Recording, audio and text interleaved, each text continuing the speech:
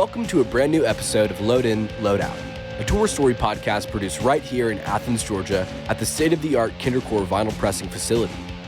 On this episode, Cash and Ryan sit down with Natalie, Alex, and Chisholm of the band Feather Trade. Subjects may include, but are not limited to, Jabba the Hutt's eBay schemes, Mr. Magoo-ing out of an Elvis fan's deathtraps, and solicitation from the world's most polite swinger. Thanks for tuning in. Hope you enjoy the show.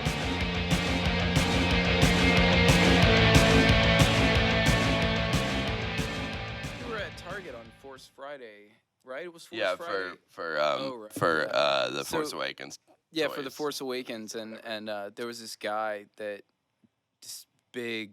He might as well have been Jabba, you know. Like he was going, this big angry old dude, like going through the aisles with a buggy, you know, pushing in front of kids and stuff, and just like knocking kids over. You couldn't start buying stuff until a certain time. So yeah, like right when it happened, he just like pushed his cart into the middle of the aisle and had, just like, started 4 people raking. with him that just took everything off the shelves and put it in his cart. Everything, and just like did indiscriminately just scooped it and put it in the cart. Talking about how much he was going to sell it for, like how, you know, I'm going to sell. I'm gonna list this in 5 minutes on eBay. I'm gonna get 5 times the value. Cool. And everybody's like, boo, and, you know, actively like, fuck you, dude, that's really uncool. And he was just like, man, I don't care. The Target employees kept kind of like undercutting him too, though, which was great because they would be like, yeah, seriously. It's like that's like invest in real estate or something. Why work so hard for such a small game? Or if you're gonna do it, like, why are you bragging? Like, I'm gonna list this.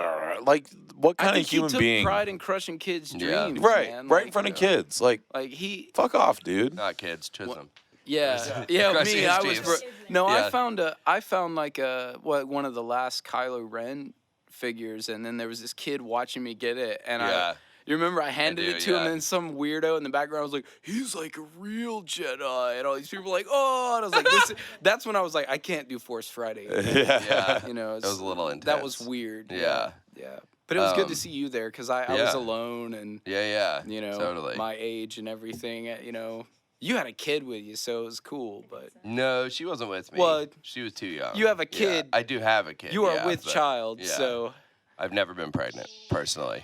Oh, nice. But terrify me. Yeah, I jumped out of my bedroom one time when she was walking down the hall in my house with. That can be on the podcast without us having to pay Disney. Yeah, we just paid Disney. We just paid Disney $10,000 for the sound of the lightsaber turning off and on. All right. Well, hey everybody, I'm Ryan. And I'm Cash. And this is Load In. I said Cash really weird. That's not the name of the podcast. You just ruined Load it. Out. But you said Cash. I said my own name weird. I said I'm Cash. Well, you are drunk. Yeah, I'm drunk. Our awkwardness is with people. We're plenty of awkward. Oh yeah, don't worry. Were you guys at the awards last night? You were just seeing how awkward we were. No. So we are here though with Feather Trade. Would you guys introduce yourselves and say what you do, starting over here? Start with me. Yeah. I'm Chisholm. I do guitar sounds and vocal sounds. No words, just yeah, just weird, weird guttural. I'm Natalie. I'm the bass player. I'm Alex. I'm the drummer and sample guy. Excellent. You just walk around sampling stuff and then playing it back to people like a kid that just got an like SK1. a field recorder. That's it. Yeah, like Gene Belcher. He does geological sampling every Yeah. day. Oh, nice. Yeah. One day we're going to find oil at a venue and make some kind of money. It'll all be worth it then. All that hard work. But so tell us about you guys and how did this start? Give us a little background of the band. I mean, or people. You can answer that question however you like. I just ask them. It was a gleam in my dad's balls. Natalie, right. Okay, so Natalie and I were in a band together for a few years before Feather Trade, and when that band broke up, I was just like, I'm never gonna do a band again, as you do when your band breaks up. You're like, I'm never gonna play music again. Did that band have a name, or you just don't want to say it? I had a name. Okay. I'll fine. say it. I mean, I mean, just for the purpose of storytelling. Yeah, Someone might sure. wanna, Yeah. No, I'm just gonna be as obtuse as possible through this whole thing. It's your choice. It was called Misfortune 500, and anyway, so it broke up, and I like locked myself in my room for a couple of weeks and decided, I'm not gonna do a band thing. And then I went out one night and saw Face Off and saw some bands and stuff, and I was like, yeah, maybe I'll start a band. And then I decided to log into the old band's email, and there had been a label that had contacted us, and they were like, hey, are you guys still together? We'd been watching you for a while. And I was like, nope, sorry you didn't get in touch earlier, thanks for waiting too late, and that made me really bitter. It's like, great, of course they wait till the band is no more to tell us they're interested. And I was like, wrote this sort of bitter correspondence back to them. And they're like, oh, well, if you decide to get something else going, I'm sure we'd be interested in that. So just, send us what you have. So I kind of got in touch with Natalie and the other band members. And I was like, hey, just so you know, this email happened, and we can start something up or not, or if anybody's interested, we can try to get the old thing back together or whatever. And pretty much Natalie was the one that was like, yeah, let's do something, but let's do something new. So, on and off, we were hanging out, trying to come up with ideas of what it was we wanted to do. And one night I was crashing at her place, and in between reading Smithsonian articles online and watching episodes of Magnum P.I. on Netflix. I wound up within the same. It was like a long binge of Magnum P.I. episodes, and she had already fallen asleep. So the band is Magnum P.I. themed, is what you're saying? Yes, totally. All the songs are about episodes. I was in a band that was all the songs were about Baywatch once, so I can understand. It does happen. Okay. Wait, what? You never told this story. Yeah, it was not. It was the woman who sang. She wrote all the songs. She was my girlfriend at the time. She was obsessed with Baywatch, so all the songs were about Baywatch stories. Yeah, it wasn't a great band. It was a fine band. It was okay. Go ahead. No, that's interesting. I was trying to think of like ways to ask some kind of, half clever. Oh, well, like, was your purpose of the band to like about how some people need to help somebody, or like how some people stand in the darkness, and Baywatch lyrics. Yeah. I'll be ready. What is it? What's the name of that Hasselhoff song? I don't know. The other secret of that band is that I didn't like Baywatch. Oh, so okay. She did. Luckily, my guitar parts weren't about Baywatch, apparently. Right. And as far as I was concerned. But once so you give, P.I., so you decided that you were going to start a band where everyone dressed like Magnum P.I. Well, yeah. So around the same time, I was reading this article about the feather trade itself, and this episode came on where they kept talking about the heroin trade, and I was like, whoa, that's kind of dark, thinking about the concept of like a fashion movement that destroyed like a couple of, what was it, like 1,000 or 1,100 species of birds at the one time. It's just like during the 1800s. Wow. After the Industrial Revolution, there was this big burgeoning middle class. Who were super into depleting resources then. They were, and they wanted to look like the upper class, so they wanted feathers on their clothing, right? So they feathers dressed like birds and walked around. So it spawned this demand for feathers, and like in the 1800s, basically, it just decimated these populations worldwide of birds, and like hundreds of species went extinct. That's what happened to the dodo. Is it really? Was it for feathers? I don't know. That's what happened to the dodo. I couldn't categorically go through dodo feathers. Each species of bird that went extinct. But then I was thinking about, and then there's, the drug trade and stuff, and how basically how it ruins people's lives in so many ways for resource, and because people want to have a thing that other people have. And then I started thinking about how that relates to the music business and the art world, and how people are basically exploited as a resource because, after the internet age, anyone could have any music they wanted any time. So basically artists like these birds just became this disposable resource, and like, we'll take the products of these things and just get it to people because they want quick, fast stuff, easy, so they can feel like they have things. Yeah. And I was like, that's really dark and really, I don't know, it depressed me in a way, but it also was like, well, I'm going to, maybe that would be a good band name, so that if anybody ever asks, hey man, tell us a lofty, boring story about where you got your band name, at least I could point out a way in which I feel like the art world is sort of, intentionally or not, exploiting one population for the basically luxury of another. Yeah. And it devalues the thing in the process. But anyway, so the next day I was talking to her about it, and she was like, ooh, cool, heroin trade, Magnum PI is cool. Typical answer. Let's do it. But I was like, helicopter and flew away. yeah, right, exactly. I grew a mustache, and then I wore Hawaiian shirts. That's why you guys are all wearing Hawaiian shirts right now. Yeah, exactly. Yeah, not a black trench coat.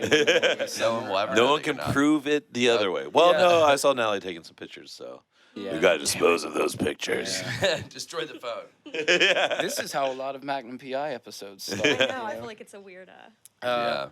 But so we toyed around with the idea and the types of things we were gonna work on, and after years of kind of like being ambivalent towards modern skirts, I ran into John Swint downtown, and I talked to him about what I was working on, and I think they had just broken up or something. He's like, yeah, let's work on some stuff together. And he was a founding member, but was only in the band for like a couple of months. He had other projects he was working on and stuff. And then we went through like a long string of drummers. It was like Spinal Tap. It really was, yeah. How long have you been? Yeah, I think okay. So we You're so safe. we went through like a 6-month period of we went through like a 6-month period of like a drummer per month, and people were moving out of town. Yeah. Whatever. That's how drummers are. And that is the thing, right? I was joking with the drummer from Simon Joyner, who we played with last night. He was like, "Oh, what bands are you in?" I was like, "Oh, this, Cash is in like this." And 4 he's bands, like, right? I was like, "I'm a drummer. Drummers are in like a billion bands." That's how it goes. Yeah. Mm-hmm. Yeah. And I remember that you guys started when I was running sound at Flickr, and I remember running sound for you guys. Yeah. That's crazy. I remember you guys don't do the light setup anymore, right? We never. People are always like, okay, just to clear something up. Everybody's like, oh yeah, Feather Trade always brings a light setup. No, we don't. Like someone else brings it. Someone else brings. Why the fuck does someone keep bringing a light show to our shows? There's a friend of ours that's a LD at 40 Watt, and when I was in art school, we worked on a lot of light installation stuff, Dan Flavin kind of like light sculptural stuff. So he's always buying light gear, and he's like, hey, I want to try this out. Can I bring this and like do a light setup, try some stuff out with you guys? And of course, I'm not gonna say like no. Right, I mean, it's awesome. It's awesome to have lights and stuff, but it's not that. I don't know. In Athens, people are like, pretension if you bring lights. I thought it was cool. Yeah, it's cool, but I like it, and we like having the lights. But I just it's not. I don't want to be like, yeah, we're the ones running lights. It's Pascal running lights. But also, he's good at it. Pascal's good at running lights, and it's not like we're the ones running the lights. I want to give credit where credit is due. Well, but and Reggie pointed this out the other day for the audience. I'm in a band with my friend Reggie. And we were talking about, we needed new band photos, and he hates band photos. And I was like, yeah, I got to do something that's not pretentious. And he's like, what's wrong with pretentious?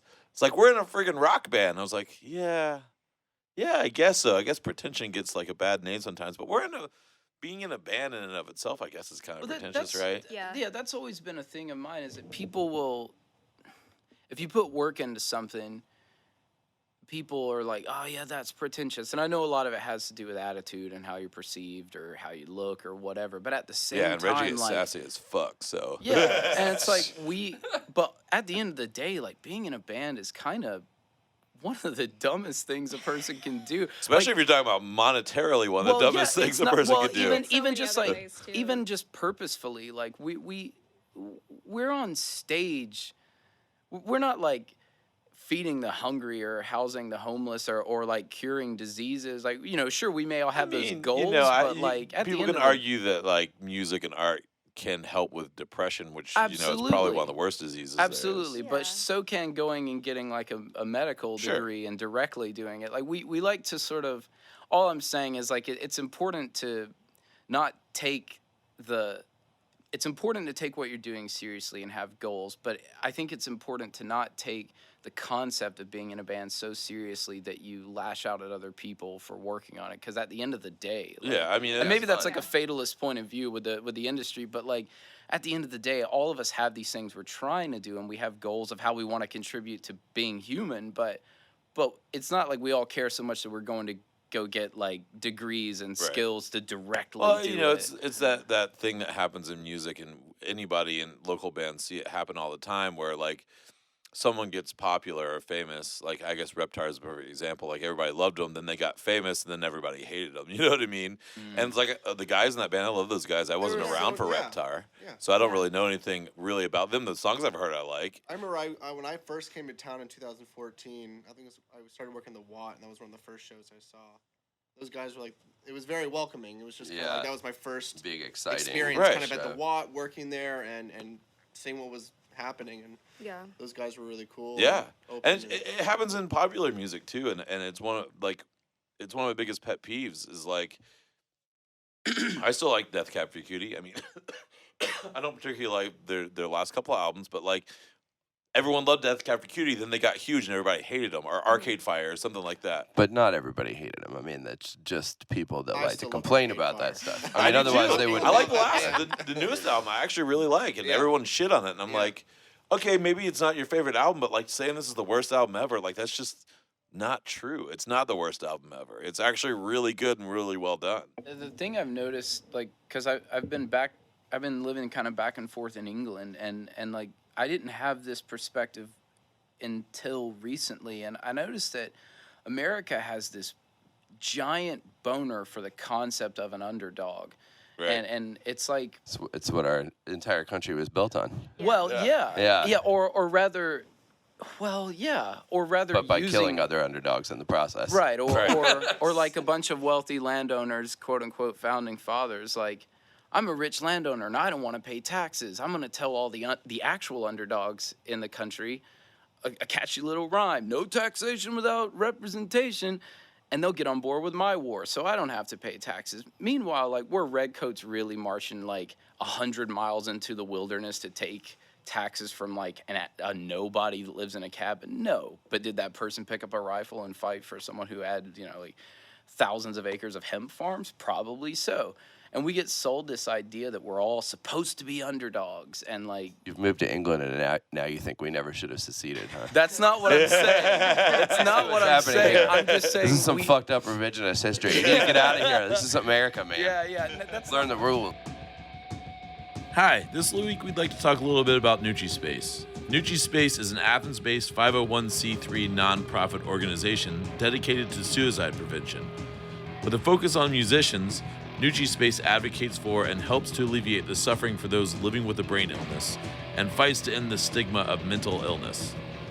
Nucci Space maintains a health and resource center for musicians as a safe space to seek support and guidance, provides access to affordable, obstacle-free professional care, actively participates in treatment, and educates about awareness, prevention, and the risk factors of brain illnesses. Learn more at www.nucci.org. That's www.nuci.org.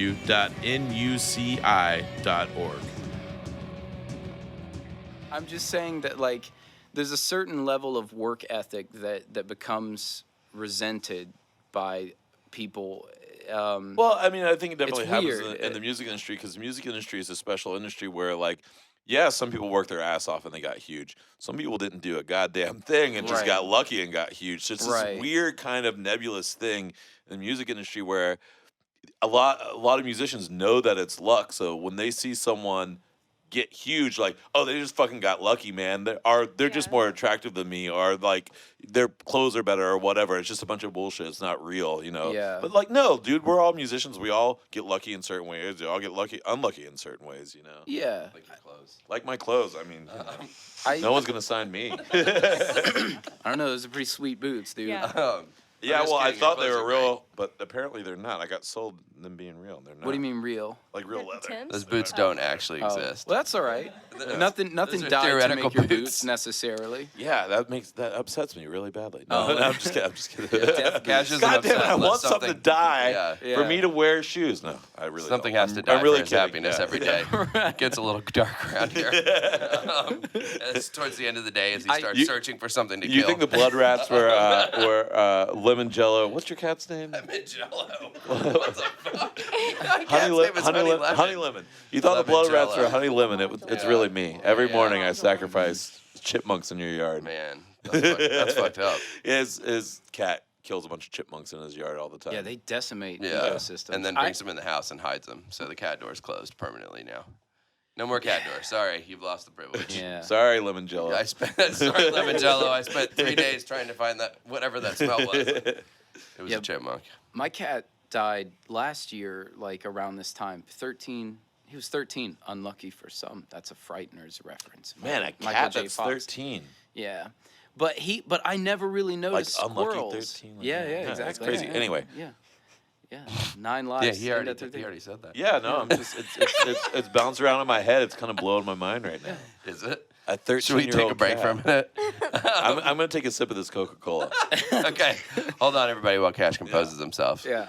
But I never noticed the amount of squirrels around my yard until now. You know, I'm like, wow, there's squirrels. Because everywhere. they weren't there They before. weren't They were all around. getting Yeah, I killed or thought run like, yeah, off. it's great that I don't Yeah. have to worry about squirrels. You know. Yeah. I mean, who worries about squirrels? But I know, I get my bored. father-in-law really worried a lot about squirrels. Yeah? He was really upset about them all the time. Yeah. Goddamn squirrels. He died penniless and alone, Yeah, exactly. covered by squirrel fur. He was eaten to death by squirrels. Maybe he saw like that his father before him. old cartoon where it was. No, they were chipmunks. He used to Chip eat and out Dale. of the bird feeder. Saved And all it the really bothered nuts, him. yeah. You know, Alvin he wasn't and buying the Melvin and the squirrels. He wasn't Melvin and buying the the squirrels. seeds for the squirrels. He was buying them for the birds. God damn it. Yeah. You know. My neighbor But, deals with that. She's always like yelling at the squirrels and throwing stuff at them. And Yeah. Just change your perspective. get a Just cat. think of squirrels as ugly birds. Well, Yeah. yeah. And then- Speaking of which, the crows go after the same stuff that the squirrels do. And I was like, if you just stop shooing the crows away, you won't have the squirrel problem. You could just have I- they could you know, fight each but- other Yeah. for our And entertainment. you could be counting squirrels crows. the Squirrels crows- versus crows. I quit. So let's talk about like Relevant things. playing. No, I mean those things are relevant to my life. I mean, like I said, I had a stinky squirrel in my house for days, or chipmunk in my house for days, but it was awful. I was ready to move. But so tell us about like going on the road. tour, playing shows, going out of town. You know, traveling. What's it like? Do you like to do it? Do you do it? Yeah. Anybody else want to say anything? I like to do it. I think tour's fun. It's a good experience overall. You know, there's always ups and downs, of course. We like the down stories. We like the up stories too. Like the down Yeah. Crazy stories. Yeah. Yeah. Get weird. We always get some of my favorites are like people staying in someplace weird. Because like, you know, until you get to a certain level, you're staying at people's houses almost every night. Completely, yeah. And sometimes those people are crazy. Yes. Yeah. Risky run, man. So, Yeah. I have found with this band, and maybe it's because the last band that Natalie and I were in, we dealt with so many weird places that we stayed that when we started this one, we were just kind of like, never again.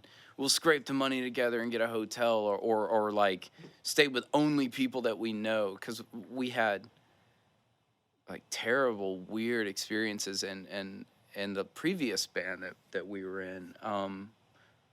But we've stayed, most of the places we've stayed have been all right. Like, I can't think of any bad place that where like we were pretty like the last. Yeah. Remember that girl that we stayed with on the tour with the last band where we were pretty sure she had killed her parents, and in North Carolina. and they were in a back room, and like when we took showers. Yeah. No, there was one of the last podcasts. There was a story about a very similar thing. It was in South Carolina. It was where the milestone is in North Carolina. Yeah, just a quick disclaimer. There's a lot of stuff. Like I was in a car wreck on New Year's Eve of 2016, so she'll probably bring up stuff that I have no recollection of because I forgot people's names that I've known for years, all kinds of crazy stuff. So I have like big holes in my memory now. So I'll be as surprised as you for some of this stuff, I imagine. I'll be like, wait, what? We played where? So what's up with this girl who killed her parents? Well, I can't prove that she killed her parents, but I hope you couldn't, because if you could, then we would be in deep shit. maybe I should have gone to the cops. Yeah. But we were okay. So we on the way there, she was like, "Oh yeah, I live just minutes from the venue," and technically, there are minutes in an hour. Yeah. Absolutely. So she wasn't. There's minutes in a year. Yeah. She wasn't wrong. But then when we got there, as soon as we got out of the van, she's like, "You guys want to go swimming?" And we're like, "Oh, you got a pool?" And she's like, "No." Yeah. She's like, "There's a pool not too far from here. Let's just go through the woods to get to it." And we're like, "Nah, that's cool. It's okay. That's all right. We can just drive there if there's a road." She's like, "Yeah, but it's just quicker to go through the woods." And I'm like, "Be that as it may, it's like 3 a.m, and I don't even walk around in my yard in the dark. There's snakes and stuff. It's the South. Yeah. No, who knows what's gonna." Or also, this girl just seemed, it just seemed off. And it wasn't from the like beginning. a fun adventure. I'm sure if, given the scenario, if some lunatic was like, "Let's go and find this mystery pool," I'd be like, "Okay, whatever." So, but it was definitely giving off like super sketchy vibes, super weirdo vibes. Yeah, I've taken out of town bands to the pool at DeVille and stuff. Right. Like that's different. That's like, let's walk a couple of blocks and we'll be there. It's not. And there's always going to be a billion people there. Yeah. But then she told us, so we just were like, we're not doing the pool thing. We didn't say it so bluntly. That's why my parents are dead. Yeah. They didn't want to see the pool. That's what either. my mom said. Yeah, we're not going to the pool. Deal with that. Maybe I will deal with it. Yeah. Maybe I'll deal with it the way I deal with my parents. Like quick cut to like a parents of her, like picked like her parents mounted on the wall like fish, or something. But so we were like, anyway, we're just like, you know what? We're just really tired and we don't want to go to the pool. Thanks though. And she's like, "That's cool. Well, anyway, let's go in, but you got to be really quiet." She was like, "That's cool. I'm going to the pool." Yeah. Did she say she was going to the pool? And then she. I remember at one point, and it's patchy, but I remember her being in a towel and she had wet hair. That's right. She said she did go to the pool. But then she had like other friends that sort of wove in and out of this evening in this event, and even kind of in the house, but I can't recall like the actual. I don't know. Yeah, and none of that really Specifics. matters because basically it's all the shit that follows that really what I remember. Yeah. It's like trauma sticks with you, Yeah. And so we walk into the house and she's like, "You have to be very quiet because my parents are home." And we're like, "You told us They weren't. You told us on the way They're- here that they weren't and that they were going to be gone for a couple of weeks or something." And she's like, "Well, they're in the back room. It's the one on the left. So don't be loud." And we're like, "Okay, all right, well, yeah, cool."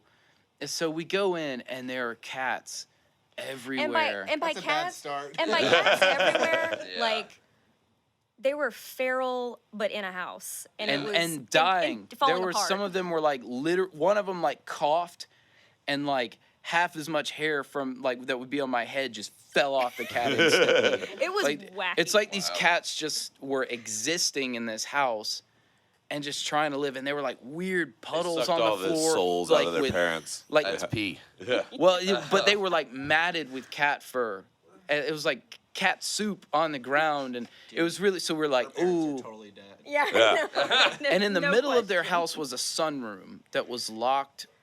This is There were where it two gets weird. doors to get into the sunroom. So you could sort of traverse the middle of the house by going through the sunroom, but they were locked with a key from the inside, and the keys on both doors were in both doors from the inside.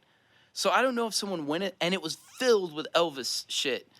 Like, so I don't like cases in cases of like fragile Elvis. Yes, they had to keep the cats out. That's Yeah. why they locked the doors. But like cookie jars and salt and pepper shakers and they had ceramic the classy stuff. like this Yeah. white thin curtains that you could see through that there was Elvis shit. It was like they had a little Elvis museum in their house Yeah, that it was like a they didn't shrine. allow themselves to go Right. into, and They they didn't didn't allow deserve it. themselves to, Maybe to if they see could learn how to take care clearly. of their cats, they could deserve to see the Elvis stuff. So, but it was locked from the inside, and the keys were still in the doors. It's like they had external doors on the. Anyway, I don't know if someone went in there. Somebody enters from the top like Tom Cruise in I Mission think they Impossible. went out the You have to, window. like- I Yeah. think they locked it from the inside and just went out the window, never to go back in. I don't know what. Somebody's the fuck dead was in going there. Yeah. I mean, Somebody's locked. They were I like, looked pretty Yeah. hard Lock to Tom see, Cruise. Yeah, Tom Cruise is dead in there. It's like, yeah. It's the His Tom Cruise we wires have now snapped, is a changeling. It's not actually Tom Cruise. I would believe it. Yeah, just like Paul McCartney. Paul McCartney. Paul McCartney, the fake Paul McCartney. Uh, Paul you mean McCartney when died in Paul's the dead? 60s. Yeah, sure. Okay. Paul McCartney. I've never heard him called that before. Oh yeah. Weird. Yeah. All right. FAUXL. Fall. Faux McCartney, but Yeah. it doesn't sound. Fall. Nobody calls him Fall. Paul McCartney. Oh, I do. That's Okay, what yeah. I've always Paul called him that. McCartney. Hey, my friend Paul McCartney. Come on, Paul McCartney That's not his name. on Normal Town Records. So the sunroom. Yeah. So anyway, that was just the detail. The sunroom. Nothing really transpired in the sunroom, but. We thought that was weird to begin with. And she's like, okay, guys. Eventually, we're like, we're going to go to bed. She gets mad. I remember she got mad that pissed. we wanted to go to sleep. And she was like, all right, fine. And she sort of storms off into this side room that was clearly not a bedroom. It was like a utility room that she had decided she slept in now in this house rather than using what was obviously used to be her bedroom at the back of the house. And it was off the kitchen. She's like, don't leave anything on any of the surfaces because the cats will knock them off. And we're like, you don't have to be so aggressive, but reasonable. You know, that's reasonable. Somebody left, I think it was Pascal probably. We'll blame him. Yeah, we'll blame Pascal. He's not in this band, so whatever. But I think he left, one of us left a glass of water or something on the Jesus table. Christ. And in She the told middle you. of the night, a cat knocks the thing off, and she jumps out of Gets that the other utility cats room. wet and they multiply. She starts screaming at us about, like just full on as hard as she can, screaming in the darkness at us about leaving something on the surfaces or whatever, and we just kind of don't respond and like try to stay quiet until she goes back in her room. Anyway, next morning, like we're all getting showers and stuff, and it was weird when you turn on the water, everything was fine. And the bathroom was right next to her parents' bedroom, right? When you turn on the water, everything was fine. But once there was water coming out and water in there, if you touched the taps, it would shock You would the go like shit out of you. Weird. Like, Bad really plumbing. bad. And there was like a panel on the wall, not like an electrical panel, like a panel that someone had made on the wall in the hallway that was like right where those pipes were. I was like, this is fucking... And I was asking them after... This is the Texas Chainsaw Massacre house. It Yeah. was weird. Essentially, yeah. Yeah, so... She was really disappointed you guys didn't die in the shower. That was part of the plan. anytime anybody went to the back of the hall, she's like, do not go in the room on the left. Yeah. We're like, all right, because my parents are here. And I'm like, why haven't they come out? They're at all? starting to decay. Yeah. And So, like, see it. she had set up all these traps for you guys that you guys didn't realize. You just kept surviving. yeah, we The Mr. pool was a Magoo'd our trap. way through that, like... Absolutely. The it pool was was a total trap. Magoo that we Yeah. survived. She was trying to electrocute you in the shower. That was a Yeah. trap. You were supposed to die. Yeah. Yeah. Yeah, Yeah. absolutely. Oh, yeah. Yeah. She was really disappointed that you guys Yeah. didn't go. Yeah. But, It's like, did I mention not to go in the room? Go in the room. There's gold in the room. Don't go in there. Yeah, we kind of, it was daylight and we took our showers and, everybody kind of, I think I was going to show, no, that can't be, get in the shower. Jesus Christ, it's real. Next person, I got shocked too, whatever, you guys just fucking, wah, they got shocked too. And then we got out of there and that was good that we were able to leave. It is. But Any then story where you're alive at the end is a good one. yeah. Then like on another another date, we stayed with these people, nicest people, but they were like, yeah, you could stay at our house. And there's really old ladies that were asking me like, ooh, how'd you get those pants so tight? And I was like, they're actually, I joked that we carried a barrel of black paint around. I was like, I just dip my legs in that every morning. They're not actually pants at all, ha ha, trying to diffuse the awkwardness of these weird old hillbilly ladies hitting on me. But they were like, you stay at our place. We live like a block away from the venue. We're like, yeah, sweet, convenient. Yeah. There are multiple blocks. No, but they were actually within walking distance. They were a true block from the venue. But a tree had fallen through their house. Wait, and while y'all were out with them? No, just months They knew about before. it beforehand. Okay. They weren't surprised by it. Yeah, I thought you got back to their house and like they were like, "Oh my God, there's a tree in my house." No. Athens has a tree room. That's what they were saying. They were like, I wish I would much more quickly sleep in the tree room. We got there and they're like, "Oh, by the way, like a month or two ago, a tree fell through our house and so casual, just so just never mind a lot of the bugs and stuff. The outside world. And so, but like, was the tree still in we the didn't house? think that it was actually. It was on the porch. It was still there. They hadn't removed it yet. Yeah, they had like sawed through the limbs that were in their house. They had like in their defense, it is really expensive. But it sounds like I'm not judging, but it sounds like they might not have had a lot of money. No, they didn't, and that wasn't that. Yeah, trees are expensive to cut up, but like somebody had sawed the limbs off that were like into their house. So aside from that laundry room, you had to kind of like negotiate around a big branch. Wow. Like, but the house was just more or less like filled with roaches. Not like, I guess the big ones that we have down here, like water bugs or whatever. Palmetto bugs, whatever. Yeah. Big roaches. But they're not the kind that are like the German cockroaches that are serious. But still, you don't want that shit crawling on you in your sleep. No.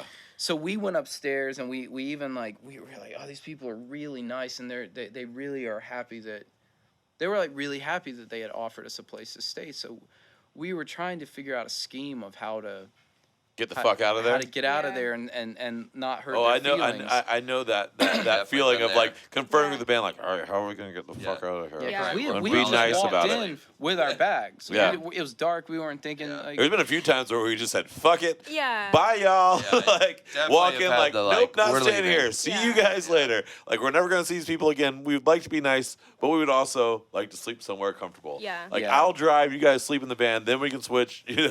Bye, y'all. Yeah. we claimed, what we did was we claimed that we had forgotten we had a radio interview in the next city early the next morning, so we thought it would be best to just drive to that next city. And karma got us later on because our agent at the time had booked us in Virginia to play a show and a radio interview. And were we in New York at the time? We were in Boston? Ann Arbor. No, we drove to Ann Arbor, Michigan. Because right. So we were like, okay, we actually had something lined up. It was only a few hours away. But our agent told us we were supposed to be in Ann Arbor, Michigan. So we drove from like New York to Ann Arbor, Michigan. We were supposed to go to Vermont or Virginia or something like that. Some V state. It wound up biting us in the ass that I guess we lied to these people. But it's like, what are we supposed to do? Like, how do you feel? Didn't you feel bad about it then?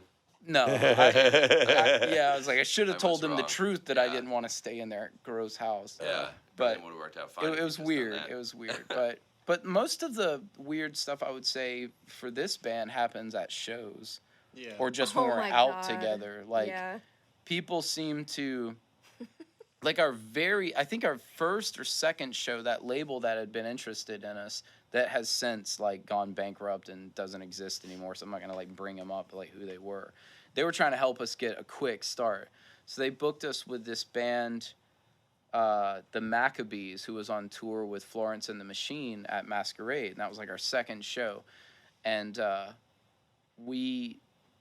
it was a cool show. It was like the biggest crowd probably this band had ever played to, because it was like them and Florence and the Machine was there and stuff. So like, but we like very quickly within a week, we're like, oh, we got to get merch together because we're going to play with this big band and like we're going to be able to sell merch.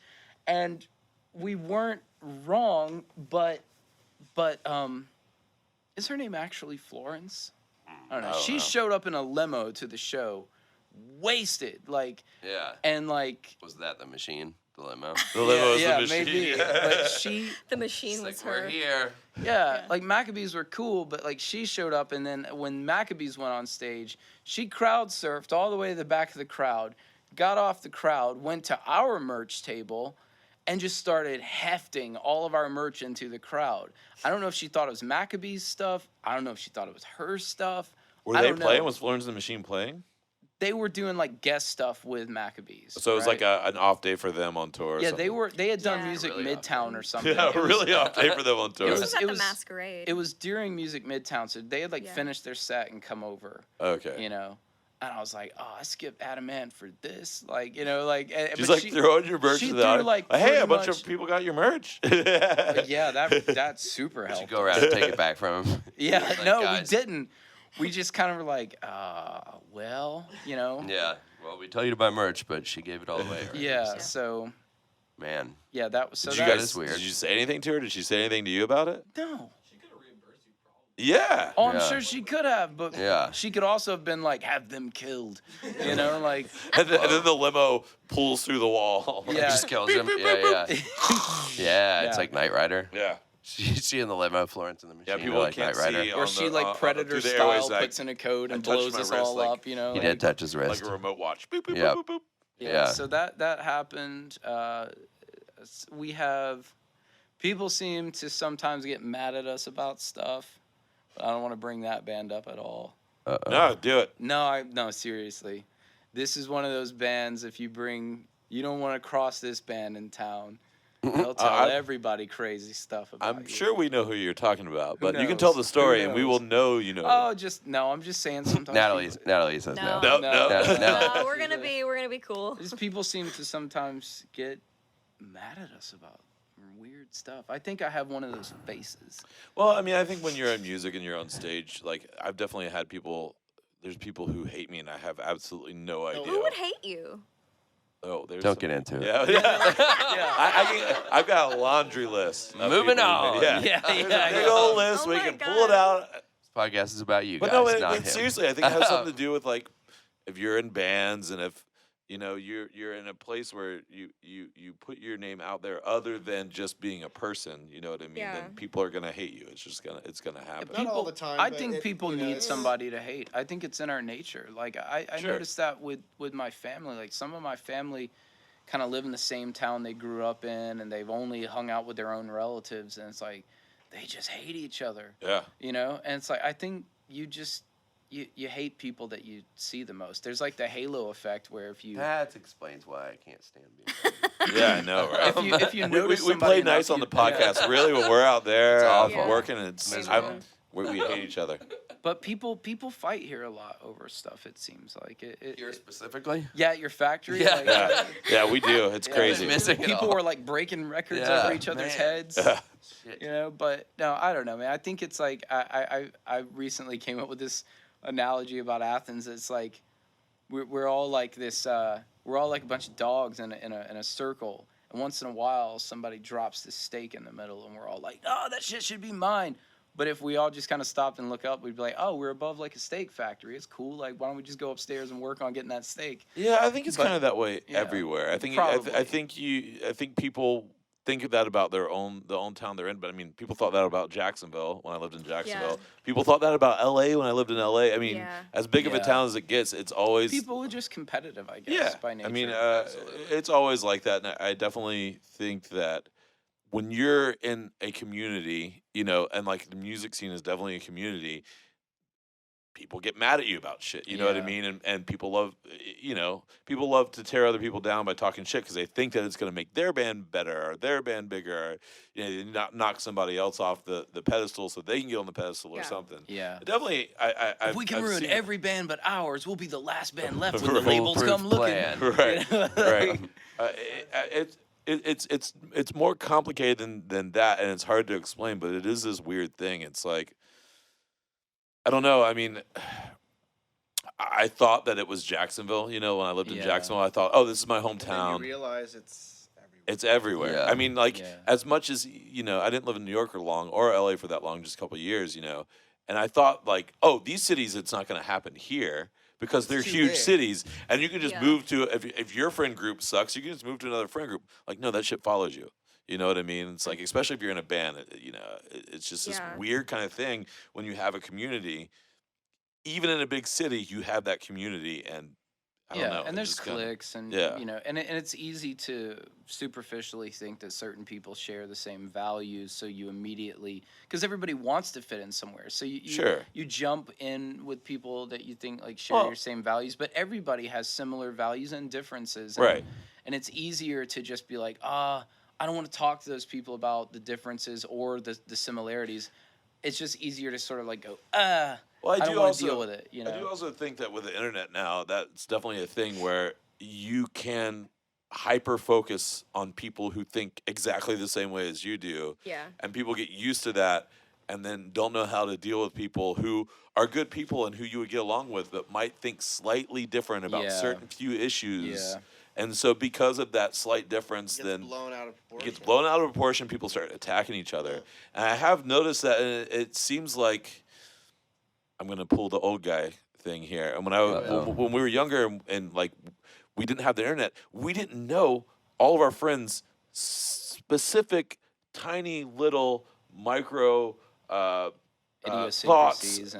about every single subject that they could ever possibly think about. Right. Because they didn't advertise it all over the internet. Yeah. And so like you were friends with somebody and all of a sudden you're like, oh, I didn't know you were really into Grateful Dead. Well, fuck you then. You know what I mean? Like, that's cold. Yeah. It's like now all of your interests, like even micro interests, are like amplified, and everybody gets into these fucking little tiff fights that they get it online, and then it blows up into this big fucking stupid thing. You know what I mean? Yeah. It's crazy. It's crazy how upset it makes you when people like the Grateful Dead.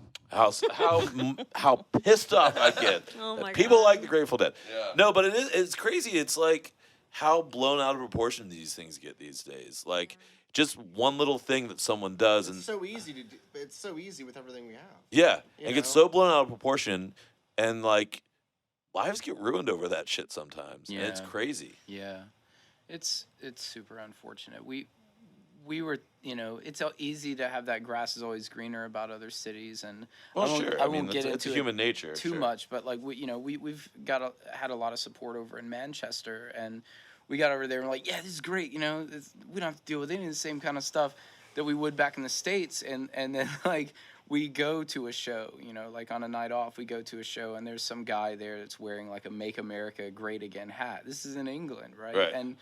And we're like assholes too. Yeah. So we're like, oh, well, that's not cool. And I'm talking with a guy that goes over to him, and he goes, hey, why are you wearing that hat? And he pulls the whole, oh, I'm wearing it out of irony kind of thing. And we both start talking to him. We're like, well, I know you think it's funny and ironic, but like there's a lot of people that don't have the privilege of viewing that with the same sense of humor. And then somebody pointed out to him, like, these guys are from America, and they may not see that with the same kind of humor that you do right now, and yada, yada, yada. And then he got really defensive, and then he started talking about how that hat gave him, like, power. And he did that thing that a lot of, like, fascist-type supporters do where, like, they know they're not in popular company, so they pretend they don't really mean it. Mm. And they're like, oh, it was just a joke, but then... Was this an older guy? No. Really? Much younger. Because I was about to say, like, there's this thing that I noticed with a bunch of guys who are my age or older. When I say guys, I mean people, guys, girls, men. Yeah. But who were into punk rock when they were younger. Uh-huh. And part of punk rock is rebelling against everything going on. And so they'll see that kind of thing where punk rock used to be about offending people. That was the idea. Yeah, but there were always aggressive assholes in punk rock. Sure, there were always like fascist people. There was always skinhead punk, and there was always all that stuff. So like those, there was definitely a working class blue collar Trump supporter that came out of that. Yeah. Oh yeah, I mean look at fucking Johnny Rotten who loves Trump. You know what I mean? It's just crazy. But I mean that whole attitude where it's a weird thing to see this transition. Yeah. So if it's an older guy, I could see like this idea of like, oh, ha ha ha, I'm pissing everybody off at this club just by wearing this hat. Well, I think he was trying to make points about oh, well, it's just a hat. People shouldn't take it so seriously. I'm like, well, that's, He also like... said that about a swastika. Yeah, the swastika is just a flag. Well, that's the thing. Like, we tried to just kind of Funny let you it go. say. We were like, whatever, but then word got around in his little friend group that was there. Oh, there are Americans in the audience. And then, so his friends, he, like, gave the hat to his friends to wear on stage. But then, at one point... So the band put it on. The band put it on. But when the band took the hat off, like, they all had hats on and stuff. And then when they were taking their hats off, they had swastikas on their foreheads, and they were, like, singing lyrics like, "This land ain't our land anymore," and goose stepping around the audience. So were like, they whoa. just actual National Front fascists, or were they? I couldn't confirm that, but I was just surprised to see that. Yeah. Like, I mean, and I was talking to, like, people that run the club and stuff, and they're like, yeah, we had no idea that, this is really messed up, and British people do like to pick a thing with Americans, especially when they have problems with their politics. Like when the agenda toured there when the the second Iraq War was happening. Yeah. And like we got there the day after the like multi-million person protest in London, and like everywhere we went, people were giving us a hard time about it, like constantly. yeah, It was, like, I haven't from America. experienced that. Yeah. Like, people are more concerned about us right now than anything else. Yeah. But this particular group, I think they were like Brexit supporting, anti-foreigner kind of thing. But I was just, all I'm saying is like, there's different cliques in every scene, and no matter how easy you think it's going to be, there's always differences of opinion, ranging from personal, petty stuff to like full-on socio-political views that tie into ethics and everything else, and like human rights. But it was.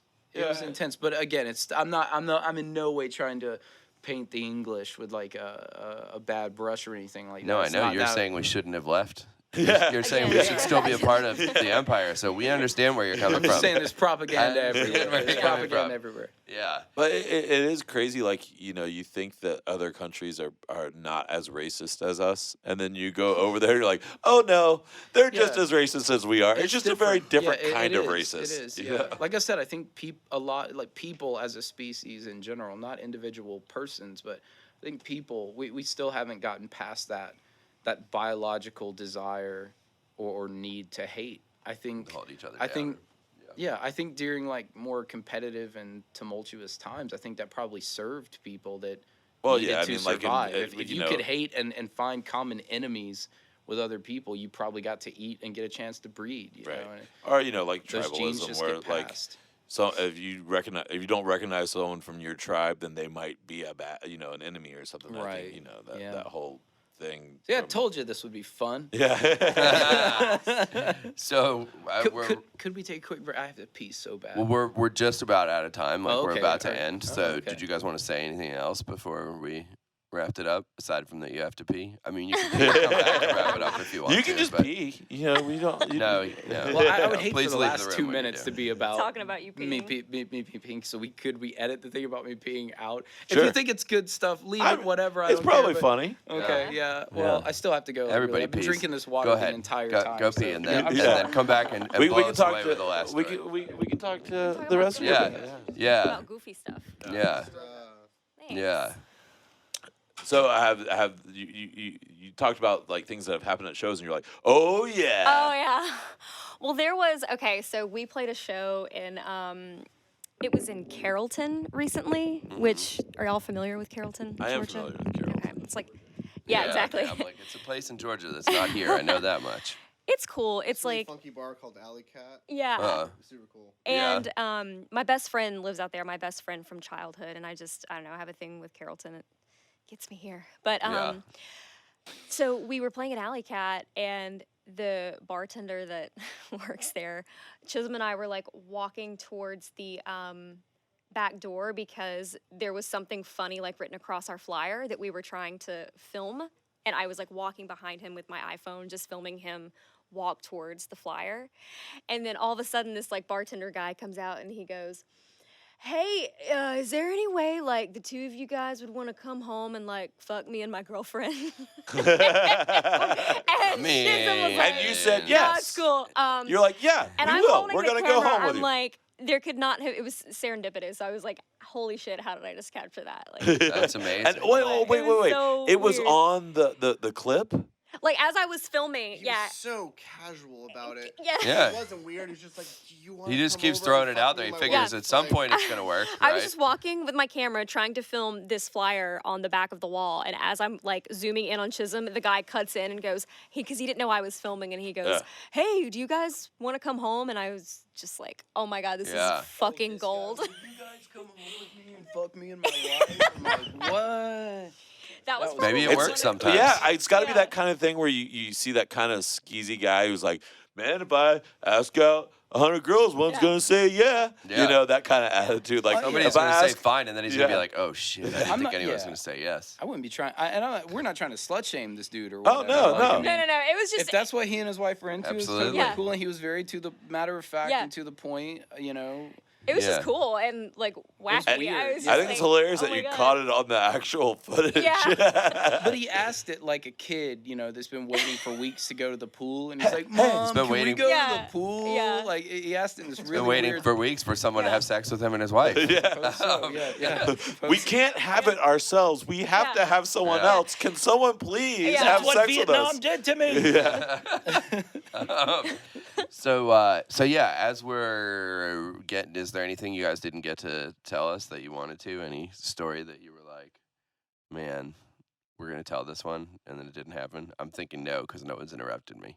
Well, these two were driving to a gig in Charleston.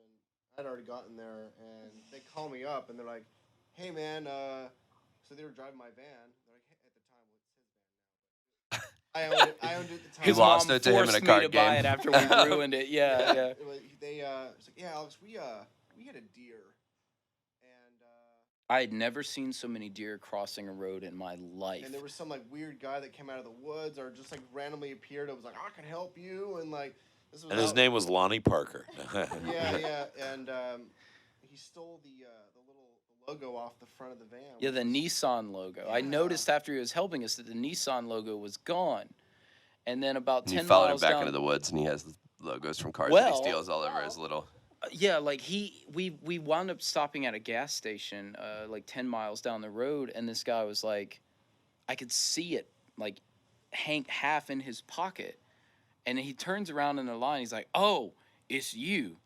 And he was like, "You want that logo back?" And then his wife turns and looks at me like with this gleam in her eye, like he was gonna be like, "Take it from me," you know what I mean? Yeah, and I was he just was like, exactly. "Nah, dude, He you started keep running. it. Like you keep it. It's fine." So It was anyways, really weird. I hear Anyway, I go. hear all this, and You're like, I wanted the already- logo so back. that kind of delayed them getting to the show on time, and then right when they're about to get into Charleston, the tire blows, and we're having to get in my car and race over to get that car fixed, and we finally get to the venue. Yeah. But it was just like it was. Yeah, sometimes we have chaotic, terrible man. work. Like we played Hard Rock last week, and Oh, right. we unloaded the van, and no problems. Everything was cool, and then for the first time, van just dies when we need to move the van. Yeah. We're like, what's that about? And the end. No. Then I found $5. Yeah, no, it's just weird how, I mean, every band experiences this stuff. I mean, it's not, I don't know, knowing stuff that happened with, like, Gene's van, like it catching on fire. Sure, You know what yeah. I mean? Nobody can top stuff like that, but every band has these. man. It's like, Yes. it becomes such normalcy to have, like, the shit end of the stick sometimes, even when you're doing good stuff. You're just like, it just becomes normal. You're like, we'll get home and we'll what be could like, get worse? oh yeah, remember that time a helicopter crashed in front of us on the road? Why didn't we tell that? Yeah. Just bad stuff seems to happen all the time. Well, I mean, it's like you're a couple of people putting yourself in a van, driving around, meeting up with strangers, and playing for them, and then immediately get back in a car. Yeah. Sleeping with And Like- do it again. Right. Rules of Yeah. averages. Shit's gonna happen to Yeah. you. You know what I mean? Yeah. Like, That's I mean, when you think about it, it's fucking crazy. When you think about it that way, it's like, oh yeah, we're gonna go in this town we don't know anybody, and we're going to go play, and then we're going to have to stay with someone we don't know, and then we're going to be in this vehicle again that may run well, it may not run well, and we're going to spend all these hours on the road knowing full well what could happen to us. You know what I mean? Like, it's crazy. It's a crazy thing to do. I always get really sleep deprived, and when I get sleep deprived, my inclination is to immediately think people are trying to kill us. But that first girl, definitely...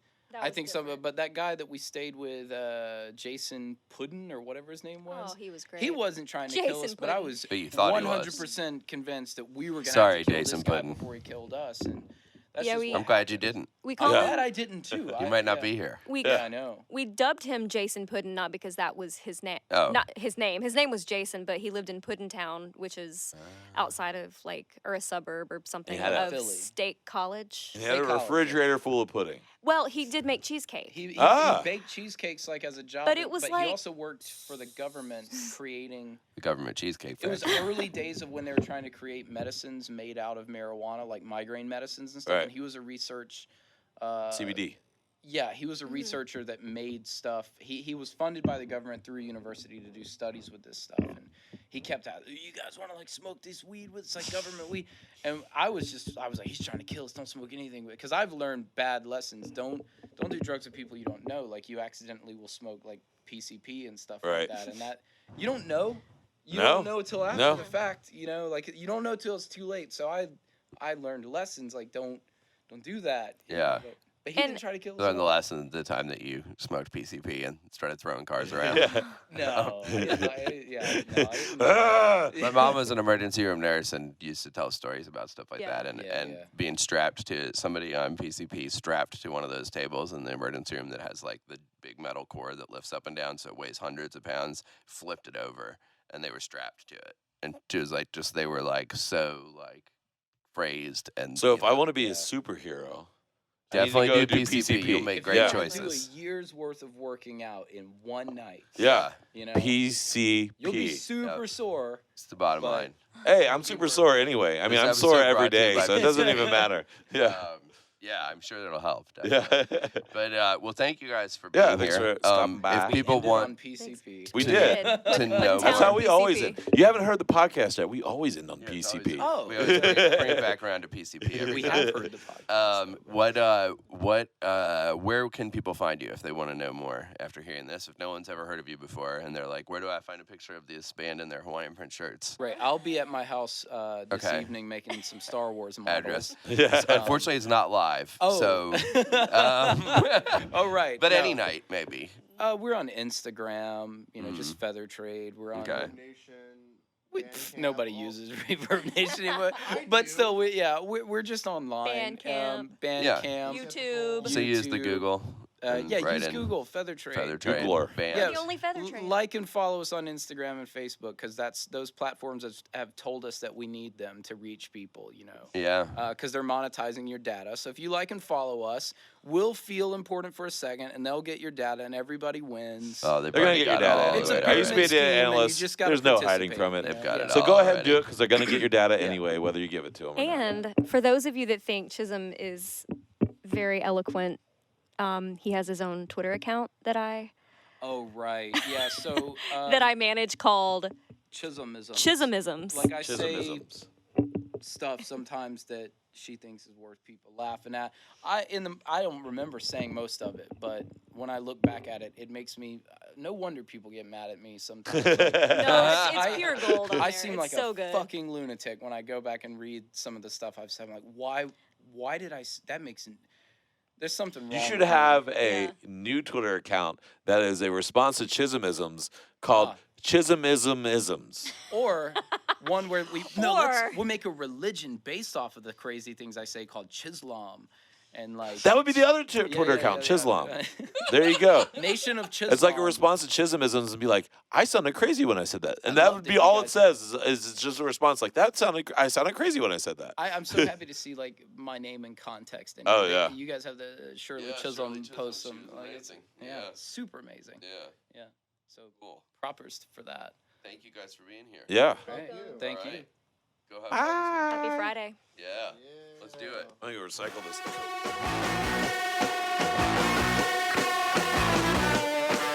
No end. Thanks for listening to Load In, Load Out, a tour story podcast guest produced by me, Will Wise. Our associate producer is Alex Scarborough, and our public service announcements were written by Lydia Brambilla and Matt Lewis. As always, our esteemed hosts are Ryan Lewis and Cash Carter.